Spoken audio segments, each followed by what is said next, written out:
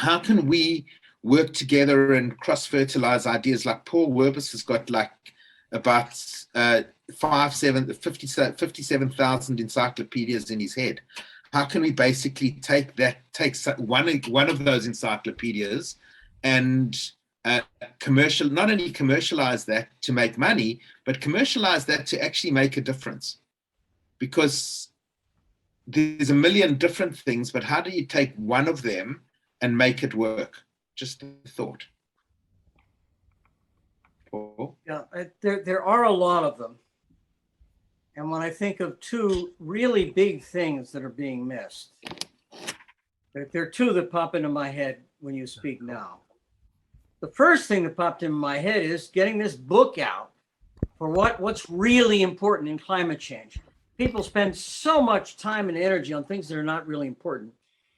But in the book, I would say one of our biggest holes now, the US can do transportation better than anybody, and we can make electricity better than anybody.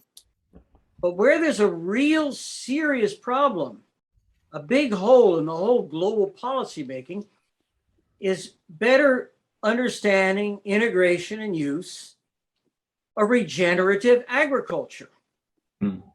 And there are people in Australia who have worked with people in Brazil who know about things that are really important that haven't gotten through to our local places. And when I try to do an IEEE book to bring together the things they need to know, they don't. For making electricity, it's easy for me to fill that hole. For transportation, it's easy. For the problem, it's easy. But for regenerative agriculture, it's very tough.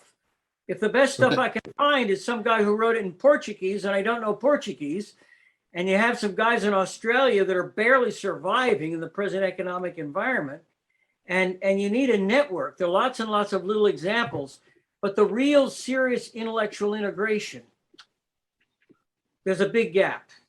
Yes, it's all about convergence, and that's I mean, the Yarram Valley project is converging technologies and governments and the democratization of energy, bringing it into the common factor. It's a beautiful case study of convergence, economic, technological, financial, and communal. So Paul, I hear what you're saying, and between what's in the book and what's in your head, there's a tremendous amount of information out there at our fingertips. The challenge we have, I believe, is the critical mass of people on this earth are not going to read an intellectual treatise on climate. They're not going to read a book. They don't consume their information that way. And if we really want to influence the way people think, the way people act, we have to put it into nuggets of information that people are going to consume, that they're going to take in, and that gradually are going to nudge them to take the action that they need to take. Therein lies the challenge. If they see that their power bill will go half the cost, you'll have them captured right there. But that's not the problem. So what he's saying, what Paul is saying is that's not the problem, Luceille. What problem in America is they'll nail electricity. They've got that covered. What they haven't got that is. Did you see what happened to Texas? No, I'm just saying what Paul is saying. I'm just saying what Paul is saying. So what he's saying is where the opportunity is regenerative agriculture. So in respect of regenerative agriculture, if you give people what they want, you'll get what you want. So if, for example, there's an issue with regenerative agriculture in Australia, we do that. Who in Australia do we know that have got projects in regenerative agriculture, and we bring them to the table in a group where we can have a similar group to that, and we call it the Regenerative Agriculture Forum. Okay, where so Paul can basically... That's Dr. Jane Stanley and EAROF. Sorry, Doctor? Dr. Jane Stanley. And?